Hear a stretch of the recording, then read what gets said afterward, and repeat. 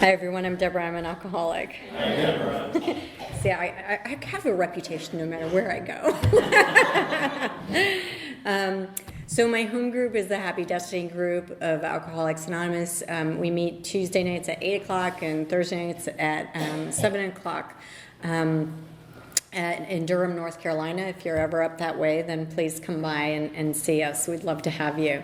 And that's my home group. My sobriety date is April 4th, 1983, which is, I did qualify for the first time because I celebrated 30 years this last April. And I marvel at that. Mostly because I remember very well, like it was just a little while ago when I came into Alcoholics Anonymous and you guys would be talking about having a year or two of sobriety, and I was convinced you were lying because nobody could stay sober that long, Why would you want to stay sober that long? And so, I think I'm kind of shocked that much time has passed. Like, when did that happen? And I'm shocked that I could stay sober that long because I didn't think I would live this long, let alone stay sober and thrive. So it's a blessing, and with a huge thank you that I tell you that my sobriety date is April 4th, 1983. So what I'd like to talk about today, what they tell us to talk about, is what it was like, what happened, and what it's like today. I want to start with just taking a minute on today, though, because I was sitting here listening to the readings, I was thinking about this moment from today where I was hiking with a friend of mine, and we were talking about change and courage, and being able to move from one thing to the next, and just like the showing up for life, essentially. And I was talking, this person's not in AA, and I was talking along the lines of courage, but humility, having courage but not arrogance, and having humility and yet some wisdom and reasoning, and trying to be okay no matter what our present circumstances are, and in fact being more than okay, but thriving in those circumstances, regardless of what is going on in the world around us, with our physical well-being, with our jobs, with our families, but just wherever we are still in God's light, being well. And this is not, I listened to myself say that as I was hiking along, and I was like, who are you? Right? Because Alcoholics Anonymous has turned me into a person where I know and I value and know the most important things that I could possibly have in my life is my spiritual being, is my spiritual life, is those principles of honesty, open-mindedness, willingness, humility, courage, and my relationship with a power greater than myself. And I didn't come in here like that. When I came in here, I was ruled by a compulsion and an obsession with alcohol. And that's how I compelled my way through life, is just by getting up and saying, okay, how am I going to feel better today? So the fact that I can pause and hike through the woods and talk about spiritual principles, I mean, if you're a newcomer, it might not sound really appealing, but I can tell you that what comes with that is a sense of peace and well-being, that if you hear nothing else tonight, I want you to know that I found what I was looking for in a bottle, which was release from the fear and from, the compulsion and the, just the constant want, the constant searching, the constant desperation, the constant feeling of less than. Release from the burden of self, definitely, is what I so wanted. And I have found it here by simply adopting a life that you guys have handed me through the 12 steps of AA. And living those 12 steps is what has given me this experience with freedom and with these principles that I talked about as I loped along the trail today. I don't know about you, but when I was out there, I was always trying to figure out how I would get the next thing, right? And it wasn't ever about enjoying anything. It was just about more. So I'm really grateful for the fact that I can have these moments today and that I can have the blessings that have rained upon me. And they have rained upon me when I look at the life that I live. So I just said at the convention, and I'll say this here, and then I'll start at the beginning like we're supposed to. But, there are certain times that, at least for me, that I've come up with against really, really hard, scary stuff. If you live long enough, you're going to. And occasionally, those hard, scary things make us really search about who we are and what our purpose is, and are we okay in God's world. And I've recently had some of those times, and I'm really, I'm at peace. Like, I've had a great life. And it's because of Alcoholics Anonymous. Like, my heart is full.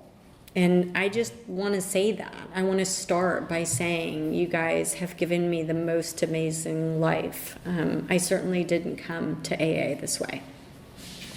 I do think that AA gives us a spiritual way of life that if we live it, we start to become the people that God intended us to be, I don't think that I was born broken anymore. I used to think that. I used to think I was broken. I used to think that there was something just so wrong with me that it would always go wrong. And it took me a long time in AA to realize that I wasn't broken, but that I just drank too much. I drank alcoholically, and when I drink, bad things happen to me. Bad things happen to the people around me, right? But if I don't drink, things actually go all right.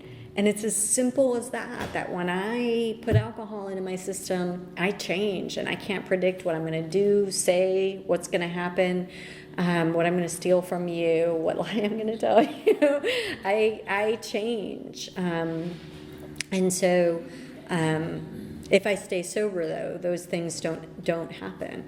So, and I'm not saying that all we have to do is stay sober, because I don't think we can stay sober by just being sober. I think that it actually takes work to stay sober over time, to stay in these rooms. We have to enlarge upon our spiritual lives. And some of us do that through a lot of prayer, and some of us do that through a lot of service. And, I'm not going to say that I'm just going to share with you my experience, strength, and hope. For whatever good it may be tonight. I only have my story. So my story begins in an alcoholic family. I grew up with an alcoholic father and an alcoholic sister.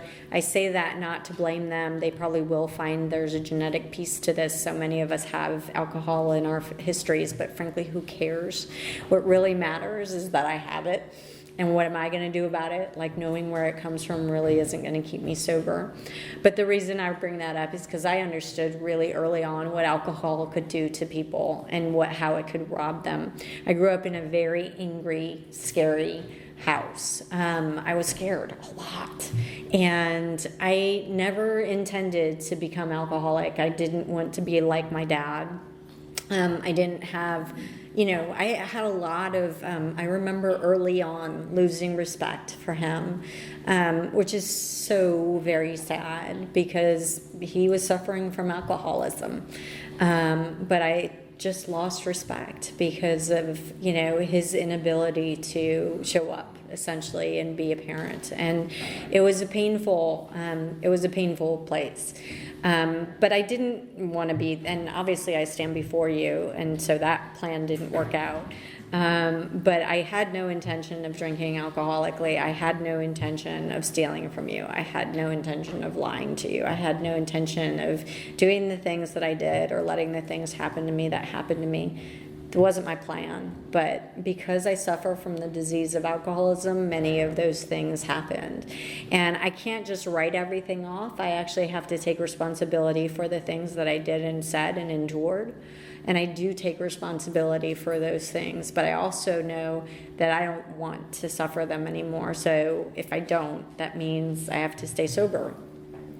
So I didn't drink for a while when some of my friends started to drink because I was going to be different. And I was the chaser girl, and so I would give them I was young. This is when I started drinking when I was 10 or 11, I think 11 years old. And so there was about a year where I was hanging out with kids older than me and they were drinking and I wasn't, because I was the good one.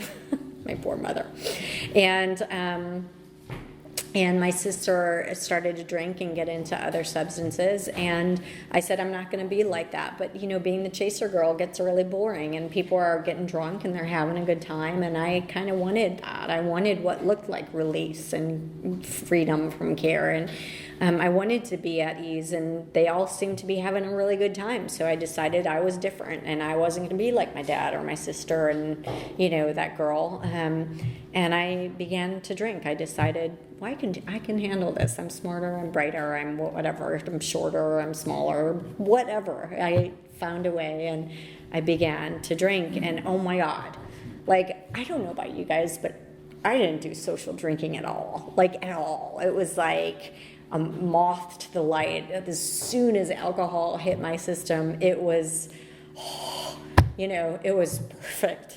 It felt great and it was fast. For me, it was fast. Alcohol worked for me, and did for me something I wasn't capable of doing for myself. And I felt good. And I all of a sudden wasn't afraid anymore. And it gave me what I thought was courage. And wow, it made me feel amazing. And I drank alcoholically from the beginning. I mean, I was 11. I wasn't socially drinking. I was drinking for effect. I don't think alcohol tasted good. But it did feel good going down, and I had a thing from the beginning for hard liquor, and I don't know why, but there's a place for beer.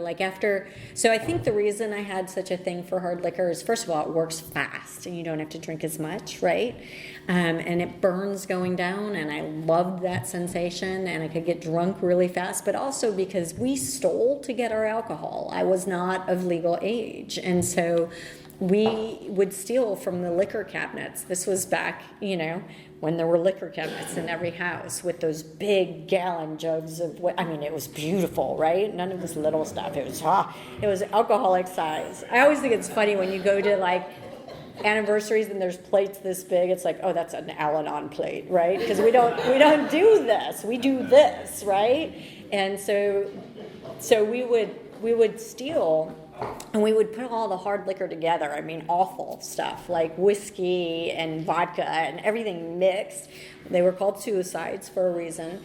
And we'd run out of the house, we'd get drunk, and then after you throw up, beer would go down really smooth after that. And so there was sort of a place for all of the alcohol. But we stole stuff, and my friends started to change, and I started hanging out with people that drank like me and people that had access to alcohol. I did use other substances, but I don't get into it because I respect the fact that this is AA, and I am here because I'm alcoholic, and I am in a program of recovery because I am alcoholic, and I really want AA to stay what it is. And so I understand singleness of purpose to be that what we deal with here is alcoholism, but that doesn't mean that we don't have other stuff that we did or that we're dealing with. And so that doesn't, if you had other stuff, that doesn't exclude you. What qualifies you for membership in AA is if you have a desire not to drink. And I definitely qualified as an alcoholic. I didn't do social drinking. I didn't get social drinking. In fact, after I sobered up, I went to college, and these girls would be sucking on a beer for 2.5 hours, and I'd be like, what are you doing? What's the point of that? I still don't get it. I get that there are social drinkers out there, but I really don't get it. My system is you put it in you as fast as you can for the purpose of getting wasted. There's none of this sipping business. So I don't understand little cups, and I don't understand sipping. But I understand that there's people out there that do. And so So I started, at first it was just weekend warrior, but that didn't last long because I figured if it worked on the weekend, it would work on the weekdays, and I was right about that. And all the things that, like, any rule that I had, I just started breaking. And the things that were important to me, I started to lose because alcohol started to really be the thing that was my obsession and my focus. And I can't tell you about losing a family and a car and a job because I didn't have those things, but I lost me. I lost the things that were important to me. I lost my friendships. I lost respect. I did, and I started hanging out with you guys because you were my people, right, out there. Not hanging out in meetings, hanging out with drunken drunks because, we all drank the same way, and it would make it really easy. Like, I remember going to some of my friends who were just like me and saying, I was thinking about killing myself today, and they'd be like, me too, let's go get drunk. I mean, we all had the same solution, right? And no one was like, well, you should try to pray. And so we just were like, okay. And I also had to be around people that would put up with my craziness, which meant that if we were going to fight, it was going to be over stuff, right? Like, if you got in the way, I never wanted to hurt anyone. I really didn't have any intention of hurting you. But if you got in the way of me getting drunk, you became secondary. That's just how my brain works. And the twists, that are described in our thinking, like how we can become delusional and try and convince ourselves. Not even try. Like, I'm pretty good at just twisting the truth. My sponsor says, and I think she's right. People, they get a couple facts and they tell themselves a story. We do that sober too, right? But God, when I was out there and I didn't have any spiritual principles in my life, I was making up stories left and right, however it suited me. I became a pathological liar. I got to that point where I remember there was an old timer that always talked about not being able to differentiate truth from fiction, and that was my life. I told myself stories. I told you stories. I did what I could do so that I could get alcohol into my system. And I started breaking into people's, I remember we broke into people's houses, and I was out an alcoholic. I wasn't a thief. Like, we didn't take stuff. We took the hard liquor. Now, that's not normal. Like, so, right? I mean, if you're going to at least clean it up, it didn't even occur to me to look for money or jewelry or any of that. Like, we went in to get the liquor. That's not normal behavior for a 13-year-old, but for me it was. I used to get into fights. Can you believe that? I used to, like powwows. I was just a scrappy little thing. And I wouldn't eat because I would save all my money to get alcohol. So I, lived on coffee and cheese popcorn and alcohol. And the rest of the money where I was supposed to be buying food, I would buy stuff. And then we stole and we had our ways. So anyway, I'm going to tell you just a couple of quick stories and then we'll move into getting sober. So I always tell like my suicide story, my homicide story, and then my story about Knoxville, Tennessee. And so my suicide story was, there was a point, I really was doing things where I lost respect for myself, and I knew that you had lost respect for me, and I really didn't like you, you didn't like me, and the world was becoming a dark place. And as our drinking progresses, that's what happens. We become toxic, we become hard to hang out with, and my world was shrinking, and I was alone, and I didn't want to live anymore. And I don't know why, but I used to carry this knife in my little macrame purse, and which are coming back, by the way. And I don't know why, because I didn't live in a place where you needed to carry a knife. Like, I was in suburbia. I didn't know how to use a knife. I didn't know how to core an apple, but it was like a part of the props, right? Because when I was with the jocks, I would be a jock. When I was with the burnouts, I would be a burnout. I'd be whatever you want me to be to get your stuff, frankly. And I was a little chameleon. And so I decided one day I was done. I was done with the misery. I was done with not being able to remember well. I was done with regret and shame. And I didn't know what was wrong with me, but I knew that life was dark and I was going to kill myself. And so I got a hall pass.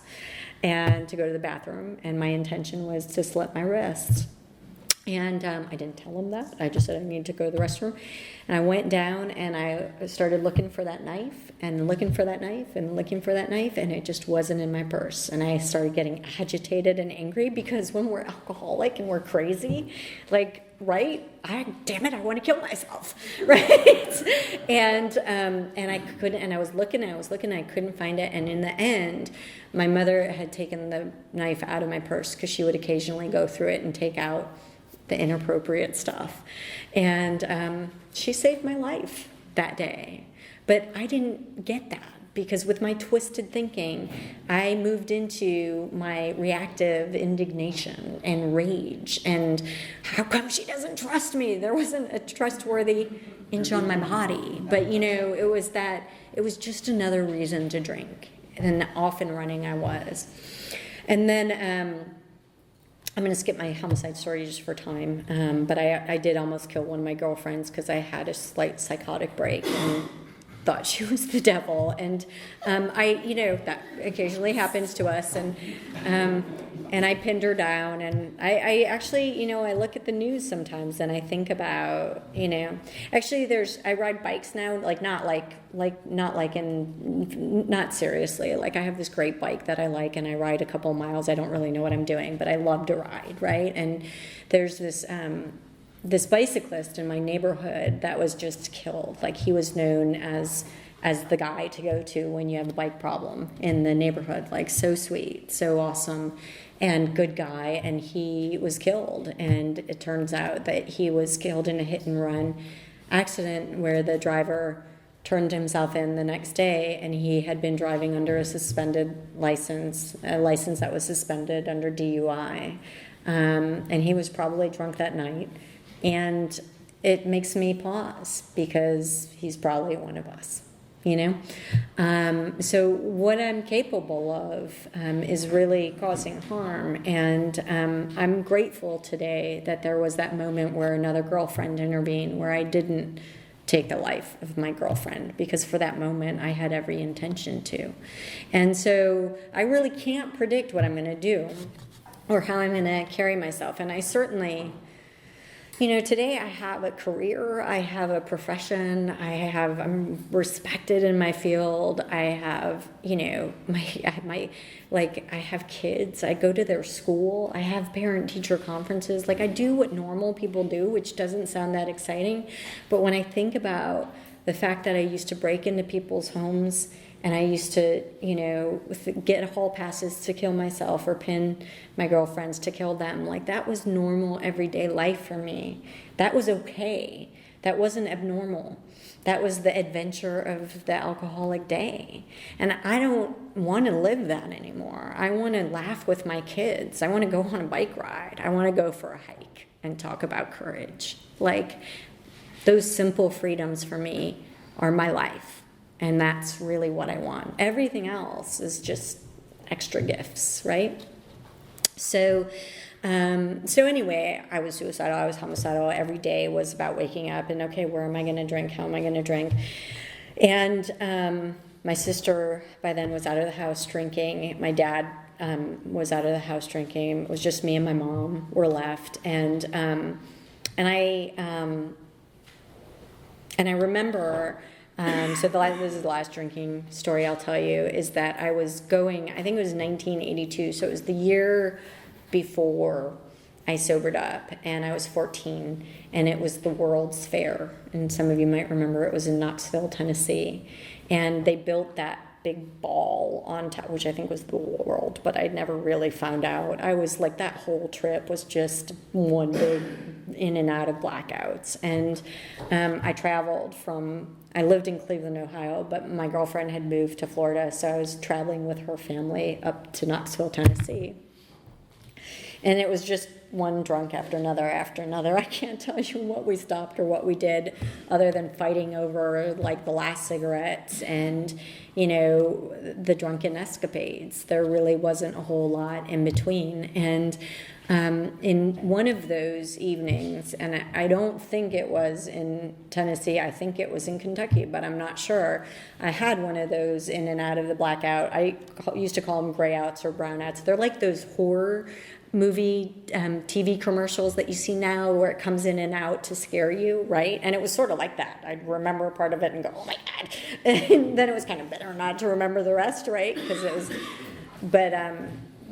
but I wasn't gifted with a lot of those. I would remember pieces of them and go, oh my gosh. And this was one of those. And all I can really tell you is that there was a ski lift, some hard liquor, a boy named Bruce, and a lot of dirt and blood that were involved. And I remember going back to the hotel covered in dirt and blood, and my friends, I don't know where they were. They were a part of this, but they weren't a part of it. And I remember going back to the hotel and trying to wash the blood and the dirt off and trying to get it off, and just the desperation of getting it off and not wanting to get caught. And how insane that is that, like, I was 14 and I was hurt and I was full of dirt and blood, and I couldn't ask for help because I didn't want to get caught. I mean, I look back at that now and that's insane. It's just insane. But that was my normal life. Like, that wasn't a story. And in fact, I remembered that story when you all elected me to become your 59th delegate to the General Service Conference. And I was 25 years sober, and I was flying into Knoxville, Tennessee to do service work. And I saw the big ball, and I thought, oh my God, I'm in a different place today. You know, this time it's certainly going to be different. And it was. And it was all about being sober and working on behalf of Alcoholics Anonymous, coming together not only to celebrate, but to do work so that the next alcoholic can find these rooms and find the same freedom. And I left there with full recollection of the weekend. No dirt, no bruises, no blood, no fear, really, no fear. And that, again, those simple freedoms fill my heart today. So what happened was that I used to run with 4 girls, and we all drank crazily. One turned out to not be alcoholic. She really was just in the phase. And the rest 3 of us were alcoholic. And these were the girls I would once in a while get honest with. And all the girls that didn't drink like this I had gotten rid of. Like, I remember my mom used to be like, why can't you be more like Lisa Larkin? And I'd be like, Lisa Larkin. I hated Lisa Larkin, right? I still hate Lisa Larkin, I'll be honest with you. I couldn't be Lisa Larkin. I actually don't want to be Lisa Larkin anymore, but I so wanted to be good. I so wanted to be okay. I so wanted to do things differently, but I didn't know what was wrong with me, and I didn't know why I was doing what I was doing, and I couldn't stop. And it was just crazy. And so I hated Lisa Larkin. I hated being compared to her, and, whatever. And it was so funny. Like, after I had sobered up, I was giving a talk, not at an AA meeting, but at a professional meeting. And I was, it was a big meeting. There were hundreds of people in the audience, and I was like the show, right? And I was doing this thing in my profession, and my mom had been in town, so she came to watch me, and I talked about Lisa Larkin in that talk too, because I always talk about her because I have such a thing with her. And afterwards, like, she didn't come up to me and say, oh my God, I'm so proud of you, and she said, oh, let me tell you about Lisa Larkin. It's like, no, I don't want to hear about Lisa Larkin. Like, don't you get? Anyway, I never could be, despite my best intentions, I could never be that girl, right? So anyway, I'd shed all those people because they were just nuisances, and they didn't make any sense to me, and they were painful to be around because they were everything I wanted to be and couldn't be. And I ran with these 4 girls, and they started sobering up. And I had gone through some experimental sobriety in February of 1983 because a friend of mine died in a drunk drive accident, and so I thought, well, I'm going to stop this. And I did. And for 6 weeks, I didn't drink. And I didn't have a big book, and I didn't have steps, and I didn't have a relationship with a power greater than myself. And I drank. I eventually drank because I couldn't, it was white knuckle, no tools, didn't know how to live life on life's terms, didn't know what to do with my thinking, didn't know what to do with myself, my feelings, my anything, right? And I drank. Of course I drank again. And after that, if I was awake, I had something in me because I couldn't stand myself anymore, and I couldn't stand you. And from there until I sobered up, I always had something to numb me. And it wasn't a long period of time, thank God, because I don't think I would have survived the way that I was running. But I did. But it was until April that I continued to drink. And then these girls were sobering up. So I told you one was normal, and then the second one had gone to treatment. She had gotten out, and she could only hang out with us if she went to AA meetings. And then my best friend, the third girl, started going to the AA meetings as a result of that. And I'm like, you guys, what are you doing? That's for like those guys under the bridge, or in jails or whatever, but that's not for, I was 15 and they were 16, and that's not what, right? And so for a while I drank with other people. There's always someone to drink with. But these were the people that I cared about. So I decided to go to an AA meeting to see what it was like for them, for my dad and for my sister, not for me, because as messed up as my life was, I was not willing to talk about my alcohol consumption because I somehow got that if I talked about it, I might have to do something about it. And I wasn't willing to do that. So I went to this meeting for everyone but me, and it was a speaker meeting. Most of the meetings in Cleveland, Ohio were speaker meetings, and I knew that, I think the girl's name was Connie, although I made a lot of stuff up back then, so I'm really not sure. And I had the attention span of a bug, and so I don't know what she said. I don't know at all. But I will tell you that when we got up to pray at the end of the meeting, I cried. And I cried with like such relief. And what are you guys doing? Sorry, that's going to be on tape. The old timers are acting out.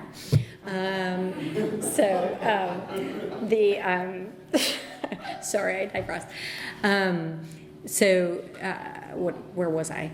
So Connie. So it was like I knew I was amongst my people, right? And I couldn't tell you what you said or what it is that I understood, but I knew I was home. And you guys smiled, and you didn't smell, and you weren't throwing up on each other, and I didn't see anyone stealing from each other, and people were laughing after the meeting, and I wanted that. I wanted what you had. And so I decided, I wish I could tell you I got a sponsor and I worked the steps and lived happily ever after, but I would get struck drunk, because really what I did was I picked out the best looking guy in the room and I started chasing him around. And if you're new, don't do that. And if you're not new, don't do that. And I can joke about it now, but I know that 13 stepping is really a problem. And, we have to be really careful to always make sure that our rooms are safe, because you can kill someone by making the atmosphere of AA unsafe, because they might just not come back. And this might be the only thing between an alcoholic death and them. So anyway, I chased this guy around, and, after 2 or 3 weeks, he was done 13 stepping me, and he was like, this isn't healthy. And I was like, what? He was just ready to 13 step someone else. And I had to make a decision, and I had been to enough meetings in that time to understand that, yes, indeed, it was very clear I was powerless over alcohol and that my life was unmanageable. And it was very clear that I wanted what you guys had. And I didn't completely believe you and how long you had been sober, but you had something that I wanted. You had a laughter and a freedom that I had never known, that I had wanted, that I was chasing, and somehow you people kept saying, just keep coming back, just keep coming back. And you didn't ask me how old I was, and you didn't ask me for your driver's license, and you didn't ask me if I had a job, and you didn't ask me if I had a sponsor, at least not in the beginning. You didn't ask me if my parents approved. You didn't ask me what my religion was. You didn't make decisions based on my age or my color. And I thank you for that. I thank you for that. Because the third tradition says that the only requirement for membership is the desire to stop drinking. And I'm so grateful that you guys didn't say you can't have a seat.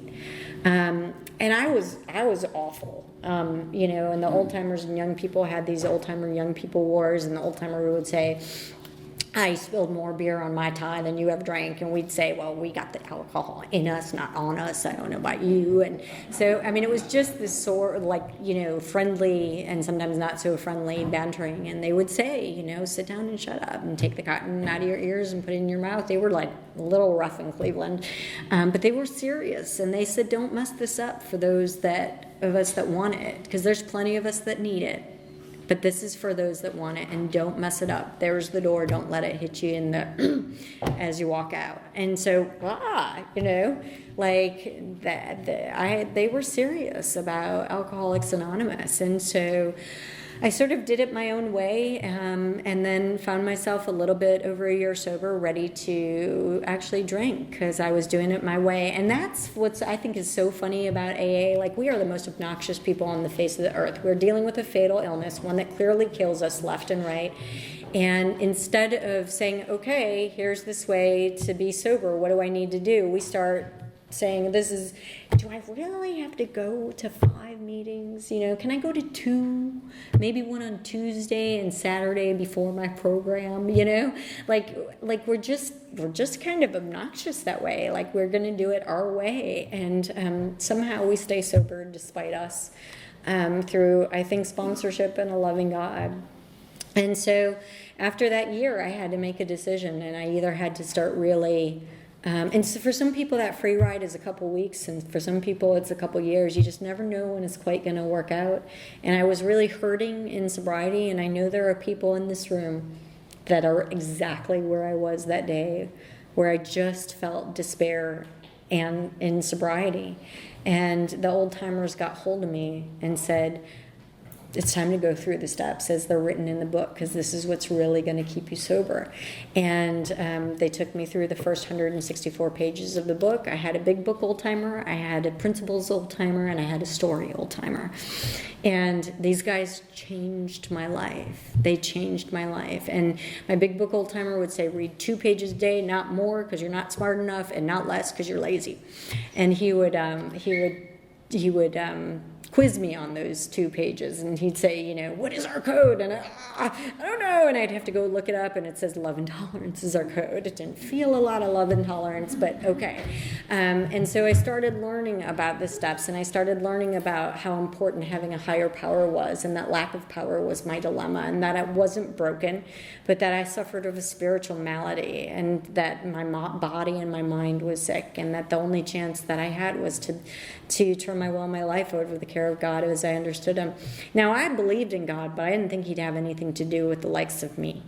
Like, I left that girl that any respectable God would talk to long ago, right? And so I had to begin from the beginning. And you guys said, if you're willing, just hit your knees and say thank you at night and please in the morning. And start talking to God. And so I was 15, so I started talking to God by telling him jokes. And I know that sounds crazy, but that's the best that I could do, because I didn't have that contact. And I'm here to tell you, as now a young person with a little age on her, that I have this most fantastic conscious contact with God, that whenever I'm still, I can be in the sunlight of the Spirit. And that I have spent in these years a ridiculous amount of time living and breathing and laughing and dancing free in the sunlight of the Spirit. And that began with a simple willingness to say, please, will you help me stay sober today? Thank you. And have you heard this one? Because I don't know what else to tell you. That simple willingness to recognize that there was something bigger than me and to pause and have that humility in that moment. And I find that that's really the crux of what I do today, is just submit and say, what would you have me be? So really, the 12 steps is how I started to really understand what staying sober was about. My life started to change. I went to college. I went beyond college because I didn't know what else to do. I'm one of these people that just sort of catapult forward. And I was really very blessed and worked hard and got a job and a great career. And I've just had blessings. I've worked and I've had blessings unfold in front of me. I'm respected in my field. Like there's not a lot of alcoholics that can say that, and that's really cool to me. So even when things are not that great at work, or there's a barrier put up or whatever, I can always just carry that simple gratitude with me of, I have a job today that I can be on time for. I have a skill where I can bring something into the stream of life. And I don't have to lie to you or steal something from you. Very simple things, but rather I can do what y'all have taught me to do here in AA and in my work.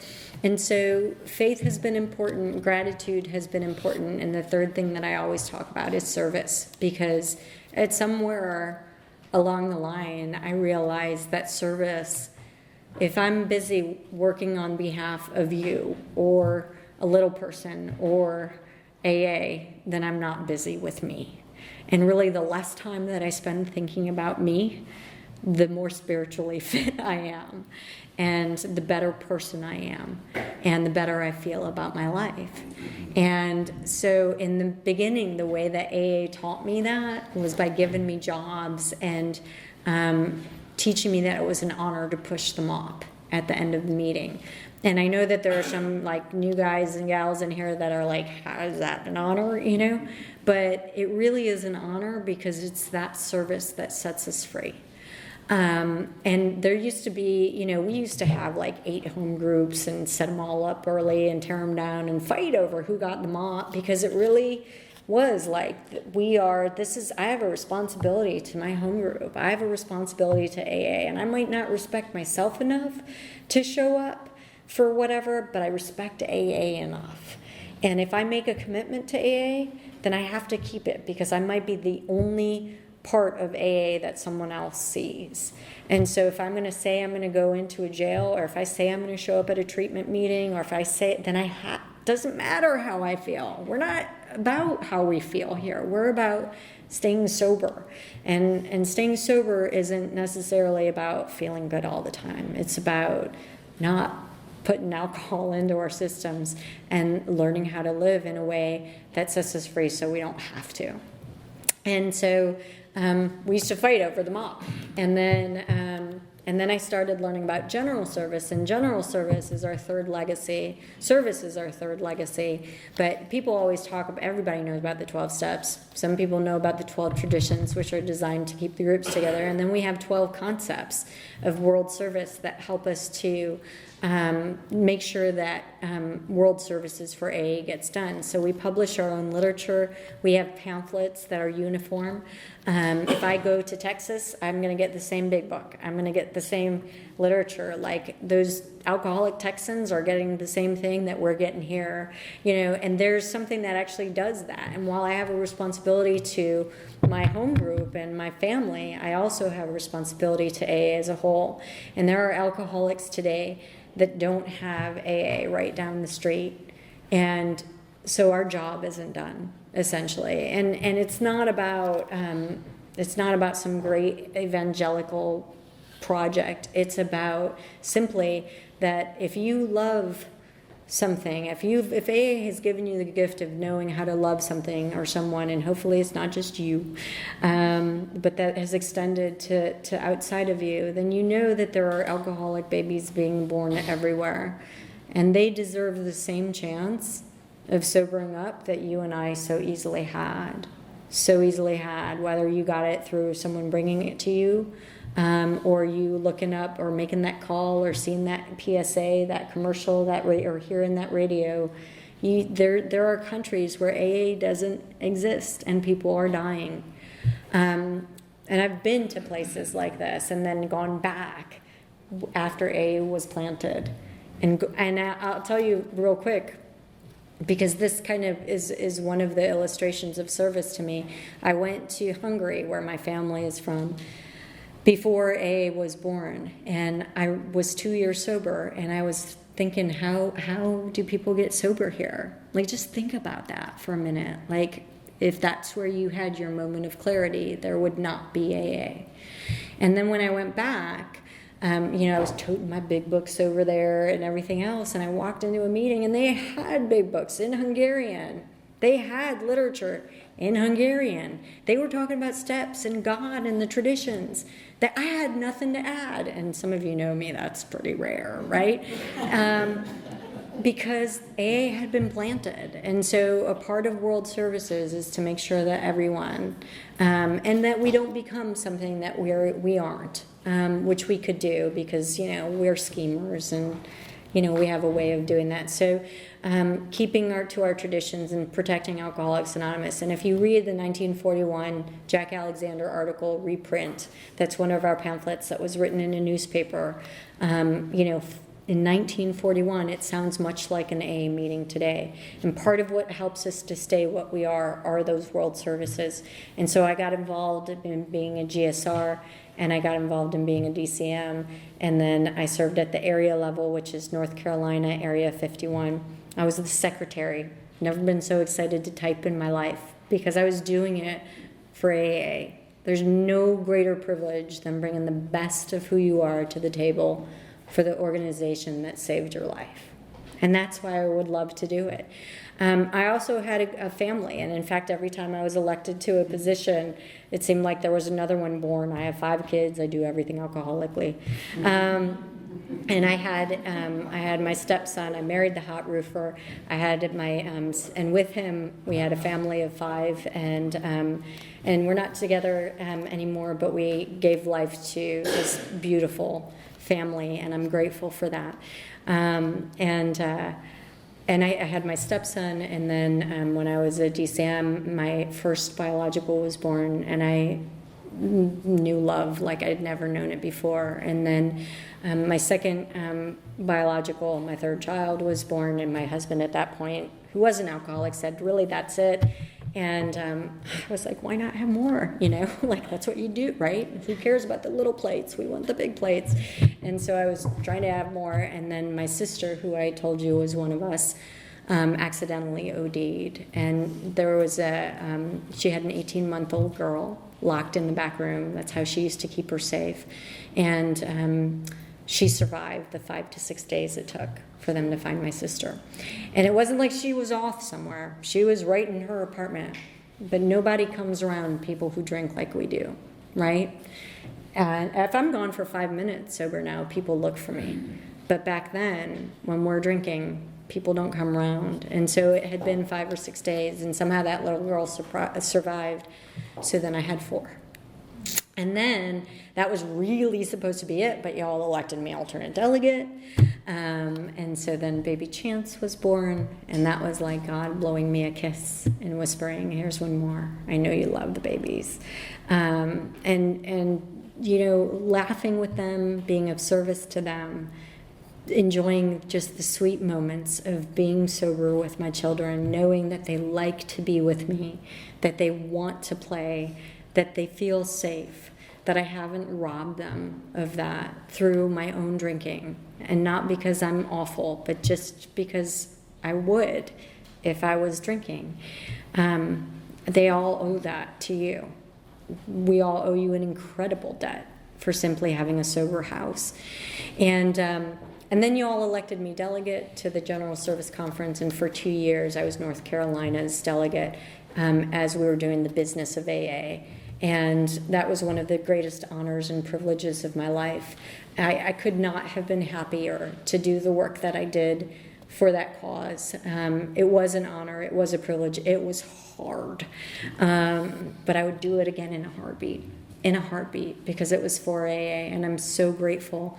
I'm so grateful for my simple sobriety today, for the fact that I didn't have to steal any or get any or buy any or get any alcohol to put in my system today, but that instead I was able to spend time in friendship and in prayer and amongst my people. Thank you.